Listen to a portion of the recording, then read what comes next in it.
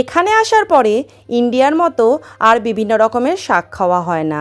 পাওয়া যায় সারা বছর পালং শাক, আর মাঝে মাঝে পাওয়া যায় মেথি শাক আর লাল শাক। আর বছরে মাঝে মধ্যে পাওয়া যায় পুঁই শাক। তো পুঁই শাকটা যখনই পাই নিয়ে চলে আসি। তবে পুঁই শাক খেলে আবার গ্যাস অম্বলের সমস্যা হয়ে যায় একটু।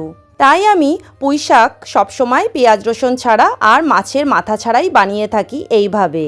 আপনাদের যদি গ্যাস অম্বলের সমস্যা হয় পুঁই শাক খাওয়ার পরে, তাহলে কিন্তু এই রেসিপিটা একবার ট্রাই করতে পারে। এতে কিন্তু গ্যাস অম্বলের সমস্যাও কম হবে আর পুঁই শাকও কিন্তু খাওয়া হয়ে যাবে। আমার হাতের সামনে যা যা সবজি ছিল আমি সমস্ত সবজিকে ছোট ছোট করে কেটে নিলাম, পুঁই শাক কেটে নিলাম। পুঁই শাকের ডাঁটা কেটে ভালো করে ধুয়ে একদম আমি রান্না বসিয়ে দিয়েছি। কড়াইটা বসিয়ে দেওয়ার পরে দিয়ে দিয়েছিলাম অল্প করে সর্ষের তেল, তার মধ্যে দিয়ে দিয়েছিলাম তেজপাতা আর পাঁচফোড়ন।